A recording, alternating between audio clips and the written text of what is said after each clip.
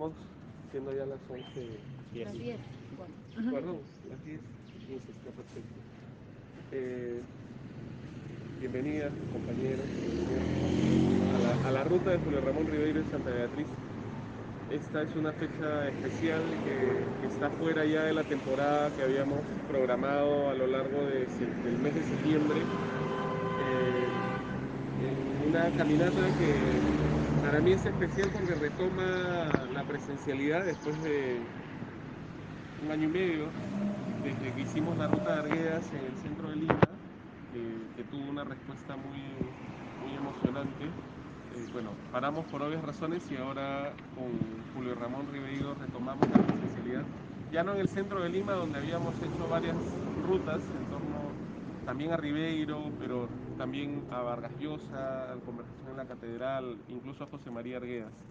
Ahora lo hacemos en Santa Beatriz, que es un barrio con bastante historia también, bastante historia relacionada no solo con Ribeiro, sino con muchos personajes en general que vamos a ir revisando, descubriendo, ya que va a ser inevitable pasar por casa de algunos de ellos y mencionar sus presencias o algunas de sus historias.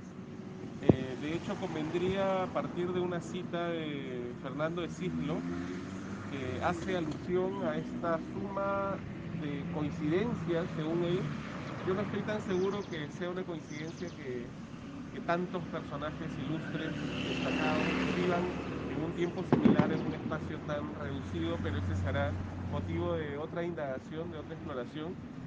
Pero esta cita será un buen punto de partida para calentar también algunas historias.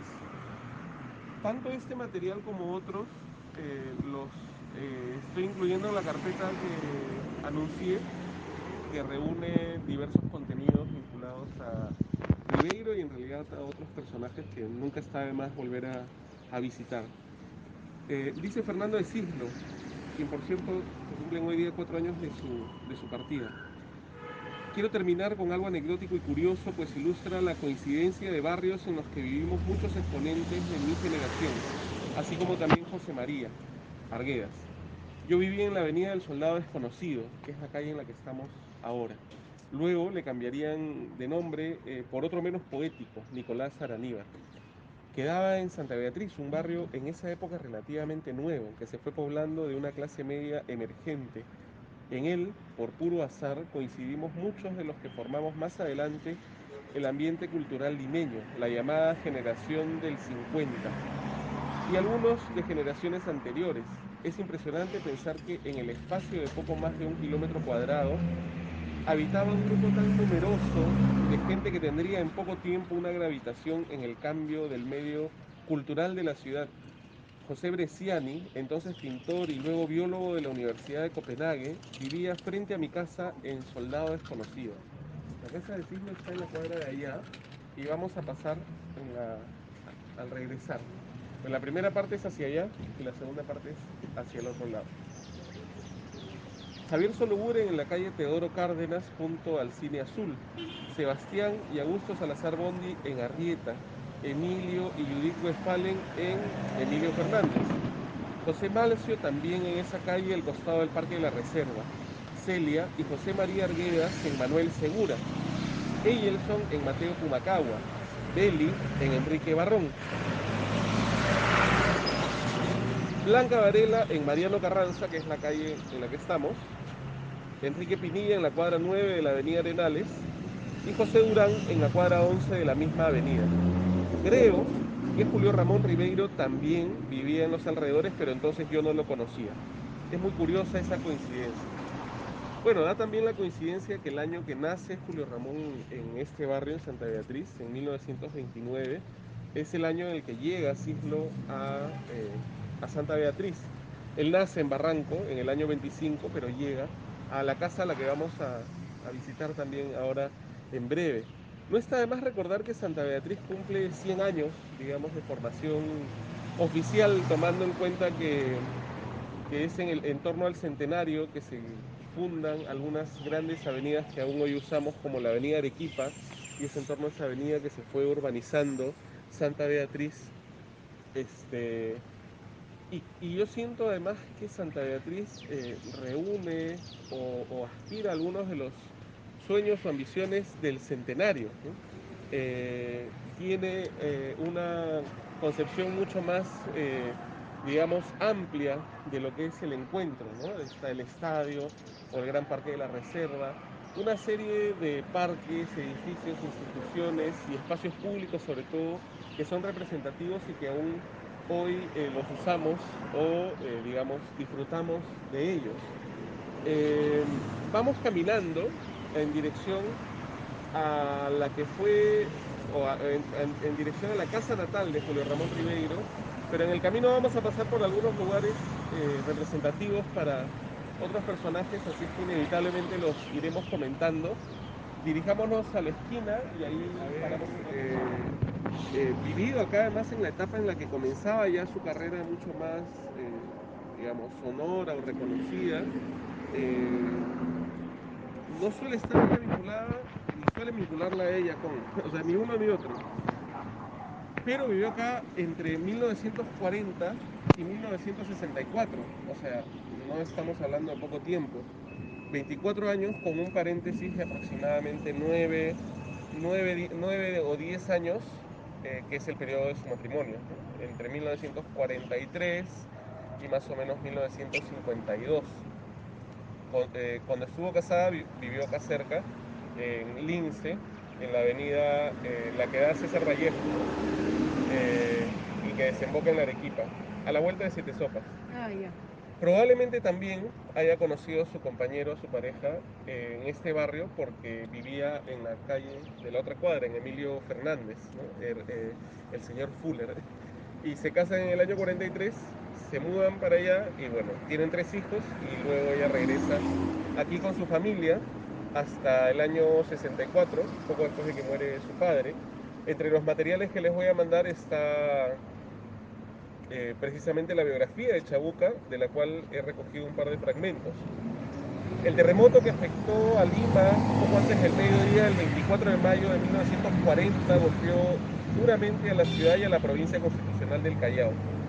La casa misma donde vivían Chabuca y su familia en Plaza Bolognesi no se salvó de los efectos destructivos del sismo y no les quedó otra opción que mudarse por última vez a una casa en la calle Carlos Arrieta, número 1025, en el barrio de Santa Beatriz, en el cercado de Lima. Este es Carlos Arrieta, esta calle, y la 1025 es la puerta que está más al fondo, ¿no? La puerta naranja.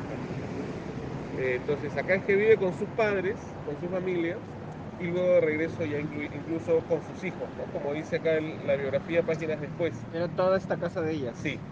Tras escribir La Flor de la Canela, la vida de Chabuca se orientaría de una manera que no pudo haber previsto. En 1952 se separó definitivamente de Enrique Fuller, lo cual implicó en un primer momento que sus 3 hijos quedasen temporalmente al cuidado de su abuela paterna, para dolor de nuestra artista. Cuando pudo recuperarlos, los llevó consigo a la casa de sus padres en Santa Beatriz, donde pudieron ser felices al fin.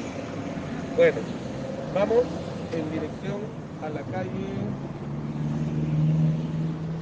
Aprovechemos en leer este fragmento, ahora que estamos reunidos aquí en esta esquina, vinculada a la historia de otro personaje que también vivió por aquí, que no suele estar tampoco muy vinculado, que es José Miguel Oviedo, crítico literario, nacido en 1934, fallecido hace un par de años, en el 2019, que vivió muchos años en la calle Alejandro Tirado, que es esta avenida en la que estamos ahora al frente. De hecho, acá esta esquina le gana a la de Barrios Altos, ¿no? Porque son 6 esquinas. Pero bueno, vamos. Ay, discúlpame. Ah, sí. Con la cita de. El tranvía es la diferencia. Ah, acá pasa el tranvía. No, por allá pasa. Ah. de Oviedo. Sin nosotros saberlo, varios escritores, intelectuales y artistas, muchos de los cuales más tarde serían mis amigos, vivían en el mismo barrio que yo. Mi casa quedaba en la calle Alejandro Tirado, a pocas cuadras de la avenida Arequipa, que entonces era la mayor o única vía que unía Lima con Miraflores. Era un típico barrio de clase media, de casas sencillas, algunas con pequeños jardines. Hacia el sur, el Parque de la Reserva, donde habían casas algo señoriales. Bueno, hace un recuento de quienes vivían por acá, que ya es más o menos lo mismo que ya leímos. Y dice Oviedo, evocando esos años, en nuestro grupo llegamos a la irónica conclusión de que ese había sido nuestro humildísimo Montparnasse, de lo que solo después pudimos darnos cuenta. Al único que pude yo entonces reconocer era Sebastián Salazar Bondi, porque había visto varias veces su foto y sus artículos en los periódicos y quizá había visto alguna de sus obras teatrales. Además, lo veía pasar con una mezcla de admiración y envidia camino al centro o volviendo de allí. Sebastián vivía en la casa de su hermano, el filósofo Augusto Salazar, y Helen, la esposa noruega de este. La pareja ocupaba una modesta casa en un segundo piso. De hecho, Sebastián vivía en la parte trasera, en un altillo cuyas ventanas yo podía ver desde la mía y que justificaban el nombre que mi madre le había dado, la pajarera. Vamos a la pajarera, versátil y lamentablemente falleció de manera temprana, a los 41 años. Él vivió en Santa Beatriz varios años, no nació en Santa Beatriz ni murió en Santa Beatriz. Él nace en la calle Madre de Dios, la cuadra 3, en el centro de Lima, a unos pasos de la iglesia de huérfanos, en el año 24. Y él, al fallecer, vivía allá en Miraflores, en la calle Tacna. Curiosamente, la cuadra 3 me parece. Curiosamente, varios de los vecinos que hemos mencionado, de los personajes que hemos mencionado, van a reencontrarse, digamos, entre comillas, en Miraflores, ¿no? Incluso algunos que serían grandes amigos, como es el caso de Oviedo y Salazar Bondi, que se conocieron aquí. Oviedo cuenta en sus memorias, que he citado hace un rato, Una locura razonable, que Salazar Bondi, ¿cómo conoce Salazar Bondi? Le toca la puerta de su casa y ahí empieza una amistad que va a durar hasta el último día, literalmente, porque Oviedo será la última persona que lo visite en el hospital horas antes de fallecer, el 4 de julio del 65, de tal modo que se han frecuentado mucho acá y también en Miraflores, porque luego, cuando se muda Oviedo a ese distrito, Salazar Bondi también vivían vivían también muy cerca, ¿no? Porque Oviedo se muda a la cuadra 46 de la avenida Petit Suárez, o sea, ahí muy cerca de la calle Tacna. Bueno, pero en el año 58, que Salazar Bondi se casa por segunda vez con Irma Lozano, que acaba de fallecer, reconoce como su casa, como su domicilio, la calle Enrique Barrón, número 884, que es donde estamos ahora. Probablemente, yo sospecho que alguna numeración habrá cambiado, porque gracias a Pablo César, ¿no? Y en general el testimonio que escuchamos, permíteme, compañero, la casa estaba en el segundo piso, o sea que se entraba por la escalera y sería el segundo piso y el altillo, o sea, de segundo y tercer piso. Pero bueno, esta era la casa de los hermanos Salazar Bondi hacia los años 40, 50. 9 de Cifarral reúne 97 cuentos.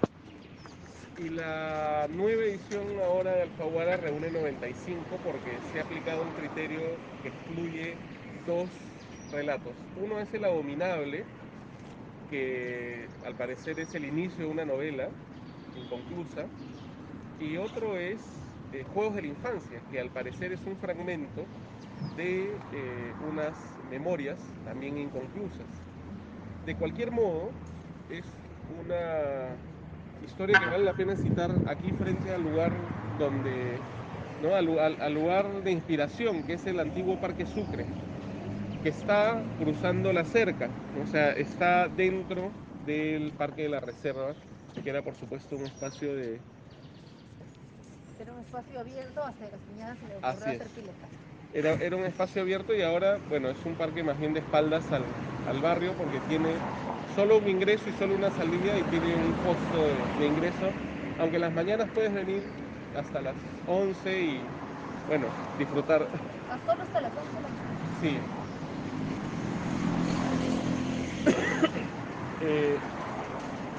De todas maneras, conviene recalcar la frontera tan delgada que existe en mucha de la obra de Ribeiro una frontera muy delgada, quiero decir, entre la realidad y la ficción, ¿no? O sea, en su caso no hay una delimitación tan clara, porque incluso él mismo dice que muchas de sus historias, eh, sobre todo aquellas historias ¿no?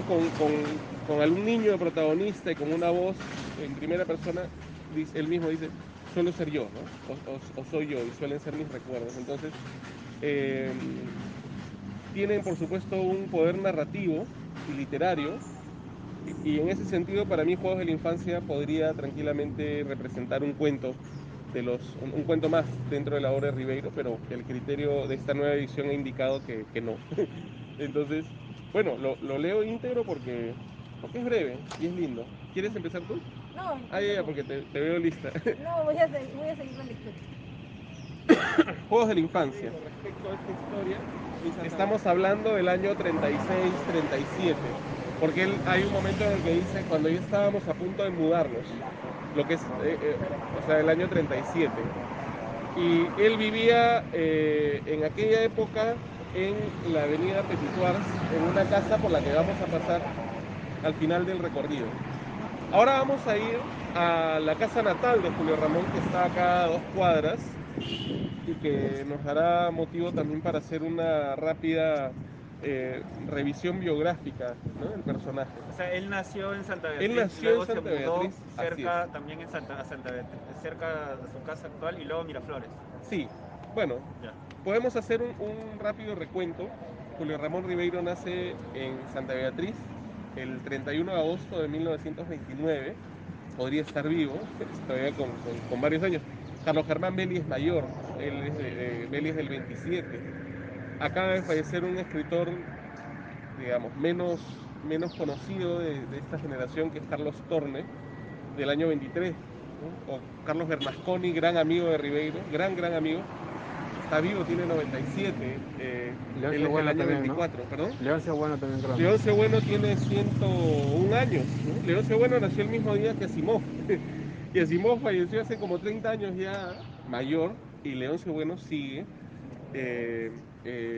Y un gran amigo también de Salazar Bondi, de Augusto, y en general parte de esta generación, es el arquitecto Adolfo Córdoba, Que sigue vivo. que tiene 96 años. Gran personaje, su hijo nomás le salió fallado, ¿no? Daniel Córdoba. Ah, Eh, Daniel increíble, sí. ¿Sí? Es como el nieto de Mariate. Así es porque es una familia bien bacán, o sea, es paradójico porque Córdoba es sobrino del cuñado de Che Guevara, ¿no? O sea, porque la hermana menor de Adolfo Córdoba, Carmen Galvez, está casada con Ricardo Badea, que fuera, que ha sido hermano de la primera esposa de Che Guevara, ¿no? De Hilda.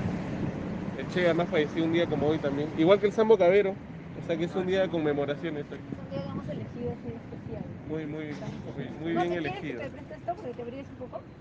Ya. Esperemos que hoy día más bien no se sumen las partidas No, célebres. porque yo me pongo la casaca. Vive los primeros 8 años de su vida en este barrio, en 3 casas distintas. 31 de agosto de 1929, vive en 3 casas distintas, vamos a pasar por las 3, y presuntamente vivió en un lugar más, pero ya no junto a su familia, sino él solo, en un cuarto, y ya siendo más grande. Vamos igual a revisar esa historia cuando pasemos por allá. En 1937 se muda con su familia a una casa propia ya, en la esquina de Comandante Espinar con 2 de Mayo, donde ahora hay un edificio. Allí vive varios años, y digo varios porque no tengo el tiempo exacto, porque hay un momento en el que se muda a la avenida 28 de Julio, en una quinta que sigue siendo parte de su familia, y en el año 52, o sea, a los 23 años, Ribeiro viaja por primera vez a Europa en un periplo, en un periodo que va a durar 6 años. Y va a pasar por varias ciudades, por Madrid, por París, por Amberes, por Múnich. Y en el 58 él regresa al Perú por 2 años. Uno de esos años lo pasa en Huamanga, trabajando en la Universidad de Huamanga, recientemente reabierta, y el otro año en Lima. El 60 regresa a Europa, esta vez a París, específicamente a París, y va a pasar allá los próximos 30 años de su vida. Va a comenzar a regresar al Perú, a visitar y a regresar al Perú en el año 71. O sea, en toda la década del 60 él no pisa el Perú. En el 71 empiezan sus visitas anuales. Casi todos los años vuelve al Perú y ya para el 90 él compra la que sería, digamos, su último espacio, su última casa, que es un departamento en Barranco, en el Malecón Sousa, en la cuadra 6. Y él fallece, no allí, él fallece en Neoplásticas, pero ya viviendo, ya establecido en esa casa. Él fallece el 4 de diciembre del 1994. Casi se va, como dicen los viejos criollos, casi se va para La Habana. En 1973, por un cáncer que sobrevive, deja de fumar algunos años, ¿no? que era un vicio intenso, deja de escribir los años que dejó de fumar, que yo calculo que es a fines de los años 70, inicios de los años 80, calculo que ese es el periodo. Su fama va a ir, digamos, creciendo progresivamente, ¿no? Su reconocimiento, su feeling, y hasta ahora, porque Julio Ramón Ribeiro, habiendo publicado sus primeras ediciones en editoriales pequeñas, con tirajes pequeños, o sea, teniendo un desarrollo editorial mucho más discreto que el de Bryce Echenique, por ejemplo, o el de Vargas Llosa, ya ni qué decir, ha gozado de un progresivo reconocimiento que ahora se ha convertido incluso en fanatismo o en devoción. Y esa, digamos, admiración veo que crece año a año, y afortunadamente sus libros se van reeditando cada vez más. Hace 15 años el panorama era muy distinto, no se encontraban prácticamente libros de Julio Ramón en las librerías. Lo recuerdo con claridad porque en esa época empecé a trabajar en librerías y pedían mucho La Palabra del Mudo y ni siquiera ya quedaban muy pocos ejemplares en algunas librerías. Ahora está prácticamente toda su obra reeditada. O sea, Y eso que yo en el colegio, o sea, en secundaria, que hace comencé en el 2001, era digamos, un libro de cabecera, ¿no? O sea, era como una forma de adentrarte en la narrativa peruana. así es. Precisamente en el 2001 empecé a leer a Ribeiro porque en el colegio me dejaron a leer Tristes Querellas en la Vieja Quinta. Y eso fue una aproximación inmediata. Esa fue una aproximación inmediata, a mí me encantó y me sentí tan familiarizado que siempre, desde entonces, he sentido como mi escritor, ¿no? O sea, con un escritor de cabecera, un escritor con el que uno se siente cómodo, contento de acercarse a él, ¿no? Y es curioso porque él estuvo muy lejos de la búsqueda de ser popular y de ser querido y de tener grandes auditorios y de pontificar al mundo sus ideas políticas en fin, más bien tenía un perfil discreto, sereno, pausado, de tal modo que insisto, ¿no? Parece que contra su voluntad es que ha ocurrido todo esto, aunque yo siento que en los últimos años él sí gozó o sea, disfrutó, quiero decir, y celebró esta popularidad que reconocía en las calles, que reconocía cuando iba incluso a peñas o a distintos, en fin, bares, etcétera. Pero creo que él no imaginaría cómo es ahora la situación, ¿no? Al punto que yo sospecho no lo dejaría caminar muy tranquilo si andara por la calle, ¿no? Claro, sí. Lo que en parte me resulta emocionante, aunque poniéndome en su lugar nunca es emocionante que no te dejen caminar por la calle, o que no te dejen almorzar, o que no te dejen, no sé, hacer algo tranquilo, ¿no? Pero en fin, así somos querendones. Placeres de la mañana. Pero por la familia. Probablemente, lo curioso es que se casaron básicamente los dos solos, ¿no? O sea, no fue una ceremonia religiosa con todo lo que se entiende, ¿no? La ceremonia, y además mientras más gente haya mejor, ¿no? Y hay toda una cosa pomposa, no. Entiendo que fue una cosa puntual y escueta. Pero además hay un registro civil, de tal modo que no sé en realidad para qué, o sea, no comprendo hasta ahora, pero él cuenta en sus memorias que se casó en Cristo Rey. Acá, Sí, en esta casa. sí, Estilo gótico. sí, que tiene un aire a la San José además. Tiene un aire a la. Bueno, estamos, entrada a la confianza de quitarme un ratito esto. En 1973, en uno de los regresos de Julio Ramón al Perú, dio una entrevista al periodista Reinaldo Trinidad. Esta entrevista se llama La azotea de... Un puntito más acá, ponte por favor, por si sale. Ah, para no incomodar. Sí, gracias. Esta entrevista fue publicada bajo el título de La azotea de Julio Ramón. Y en ella, el periodista le propone recorrer, junto a Julio Ramón, algunos lugares que él menciona en sus relatos. Y Julio Ramón acepta. Y cuenta en un momento de la nota periodística, el Reinaldo Trinidad. Imperceptiblemente el auto frena en seco frente al 1117 del Jirón Montero Rosas, o sea, a la Casa Verde que está al frente nuestro. Ahí, Sí. al frente de eso. Ya, Sí, ya. ahí está el número, 1117. Y Ribeiro desciende ansioso y con una melancólica sonrisa dice: acá viví, jugué, lloré. Más abajo vivía Washington Delgado. De acá nos íbamos a pasear al castillo Rospigliosi, aunque nunca nos dejaron entrar. Y el periodista sigue: mientras nosotros tratamos vanamente de convencer a la mucama de esa residencia para que nos diera acceso a la azotea, Ribeiro gambetea la pelota de unos niños que despreocupados jugaban en la calle. Y cita Ribeiro: yo era un empedernido jugador callejero. Comenta, tratando de despistar a la gente que por ese singular temperamento novelero del criollo comienza a rodearlo, obstruyendo la faena del reportero gráfico. A pesar de los obstáculos, por una casa vecina, la Amarilla, logramos trepar la azotea, donde el autor de La palabra del mudo solía sosegar el maltrecho espíritu de un anciano a cambio de un cotidiano obsequio de caramelos.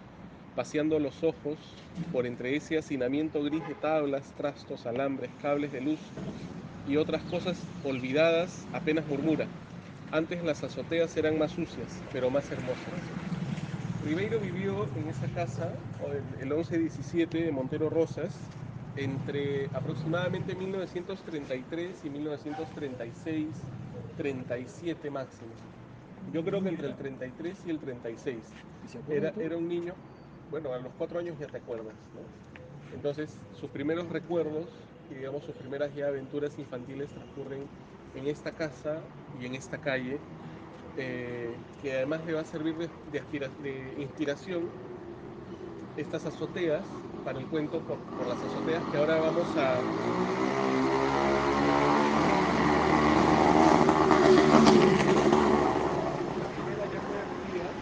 Es el edificio con reja negra. Eran 4 casas iguales, incluso con el adorno de la alcachofa ahí, si notarán arriba, en el extremo, que ha sido retirada en la que fue casa de Ribeiro. Y de ese reportaje que hemos citado encontramos una foto de Ribeiro por las azoteas, ¿no? O sea, Ha subido ya. esta foto es encima de la Casa Amarilla. Como fragmentos diarios, quiero decir, ¿no? Escrito en julio del 58, Julio Ramón escribe: reconocer a una persona a la cual no se ha visto luego de 22 años, César G., no pone el apellido, ¿no? César G., apoyado en el mostrador del patio. El patio era un antiguo bar, un antiguo, digamos, café, tal vez más que bar, ubicado en la esquina de Huancavelica con Camaná, en el centro de Lima. César G., apoyado en el mostrador del patio, me restituyó automáticamente al Santa Beatriz de 1936, al patio del Colegio Montessoriano, la gran escalera, la pila del centro, niñas con mandiles blancos y lápices de cera en sus cajitas, y ese olor en el aire, ese color dorado de las mañanas, esos libros de lectura con sus letras enormes y sus dibujos. Todo esto brotando de un pelo amarillo, de un rostro rojizo y ya barbado, que no me reconoce ni sabe que lo contengo en mí, pequeñito y de pantalón corto, tallando un anillo en pepa de durazno o haciendo rodar una bolita de piedra. Acá tenemos la foto, digamos, más o menos reciente de lo que fue el colegio montessoriano o el colegio Montessori. Calculo hasta hace unos 10 años ha funcionado como tal, y desde entonces es el colegio Saco Oliveros. Que se mantiene, ¿no? Acá Sí, abajo. Ribeiro habla del patio y de las escaleras, y acá tenemos una foto del patio y del interior del colegio. ¿Cuánto tiempo estudió ahí? Yo calculo de 3 a 4 años, o sea, entre el 34 y el 37 Pero aproximadamente. estos ya no están, ¿no? Estas cosas de acá. Sí, ahora vamos a pasar, Así están. vamos a pasar por la espalda porque esta es la parte frontal, pero hay patio, o digamos el colegio llega para la calle Enrique Barrón, perdón, para la calle Montero Rosas y la calle Enrique Barrón, o sea, ocupa 3 calles, ¿no? Y vamos a pasar por una de esas calles, por la tercera, ¿no? Para revisar lo que probablemente fue un punto también en el que Julio Ramón vivió, ya solo él, 1897, y fallecido en 1946, según acá el acta de función, 12 de marzo de 1946, falleció de TBC en la Comandante Espinar 201, o sea, en la casa ya que pertenecía a la familia en Miraflores. La madre es de Cajamarca, Mercedes Zúñiga Rabines, nacida en 1906, fallecida en 1990, 4 años antes que su hijo. Ellos tuvieron 4 hijos. Mercedes, de 1927, nacida el 1 de enero de 1927 en la calle Independencia en Magdalena, y fallecida el 4 de mayo de este año, del 2021, a los 94 años ya. Ella casualmente estudió sus primeros años escolares con la hermana de Blanca Varela, con Nelly, cosa que cuenta Blanca en un libro que ha sido publicado hace poco de entrevistas a Blanca Varela. El segundo hijo, Juan Antonio Ribeiro, nació el 5 de julio de 1928. El tercero es Julio Ramón, nacido el 31 de agosto de 1929 en Santa Beatriz. Y la cuarta y última es Josefina, nacida en julio de 1934. Y ella es la única sobreviviente de la familia Ribeiro Zúñiga. Tiene 87 años en la actualidad. Wow, todos mayores, ¿no? Bien mayores. Claro. Salvo Julio Ramón, que murió de cáncer, ¿no? Sí. Que murió de cáncer. Julio Ramón murió a los 65, Juan Antonio falleció a los 68, Mercedes a los 94 y Josefina, como digo, tiene 87. Ella nace también en Santa Beatriz y muy probablemente en la casa de Montero Rosas, porque ella nace en el 34, de tal modo que corresponde por la cronología. Si es que no nació en un hospital, que sería raro porque en esa época todavía los chicos nacían en casa. O sea, todo entender que ella nace allá en esa calle. No tengo la partida, como sí tengo algunas otras, por eso no lo asevero con certeza, pero es lo más probable. La madre de Ribeiro se apellida Rabines, ¿no? Sí. ¿Algún vínculo con Eudosio o sabrás? Yo creo que sí, porque Eudosio es cajamarquino también. No le he preguntado a la familia porque no sé si les alegre reconocer o aceptar su parentesco con semejante espécimen. Sí. Sí, pero yo creo que sí. Igual eso se puede rastrear. Además, los dos Rabines y los dos de Cajamarca. Sí, pues. Ahora, el caso de la madre, Rabines lo escriben con P grande y Z, o sea, ya, opuesto. distinto, opuesto con Pero la C. eso no es ni siquiera obstáculo, porque incluso hay ascues, ¿no? Los famosos cantores de marinera se escribían con S y Z, pero en realidad creo que eran con S al final. Al final siempre pasan esas cosas, ¿no? Incluso los Belaunde y los de Belaunde, o sea, todo eso se van por circunstancias, incluso por la propia torpeza que puede tener el registrador para escribir. Sí, bueno, vamos tomando como punto de partida el nacimiento de Julio Ramón, porque al parecer hay incluso una casa previa en Santa Beatriz que habita la familia antes del nacimiento de Julio Ramón. Esto por testimonio de la familia. No tenemos la dirección precisa. Así es que nosotros estamos tomando como punto de partida la casa de Torres Paz donde nació, la casa de Montero Rosas donde, digamos, despertó su memoria, sus primeros recuerdos, y esta tercera y última casa que habitaron por poco tiempo, unos meses, no creo que más de un año, que además era una casa perteneciente a la familia, a su abuela materna. es una casa que ya era habitada por su familia y que siguió siendo habitada por su familia. O sea, quienes pasan acá una temporada breve son la familia Ribeiro Zúñiga, ¿no? O sea, papá, la mamá, los 4 hijos. Y así hasta el año 37, mientras la casa, digamos, ya propia de Comandante Espinar estaba siendo construida, ya ahí para entonces se mudan y dejan esta casa, insisto, ocupada de manera temporal. Y en los registros que hemos encontrado está ubicada como la 1087, tal como está ahora, por supuesto que no con las características que vemos ahora, ¿no? Que con todas las losetas y toda esa cosa. Se nota atrás, hay vestigios, hay rezagos, mejor dicho, de la antigua construcción. Pero Es no, verdad, ¿no? Justo la parte de arriba, sí, ¿cómo salía? así es, como una cornisa, ¿no? Sí. Sí, Entonces las casas se alquilaban para dar el escudo de la familia. a veces el año también de construcción de la casa, ¿no? Por el nombre también como Villa. Claro, como Quinta Dolores. En Breña también veo bastante de eso. Por los 30 también. Se perdió. Bueno, y acá vive la familia temporalmente y ya para el 37 se mudan a Miraflores, que ese ya es motivo de otra historia y de otro recorrido y de otro precio, también es otro precio. Mentira. Muchas gracias. Estamos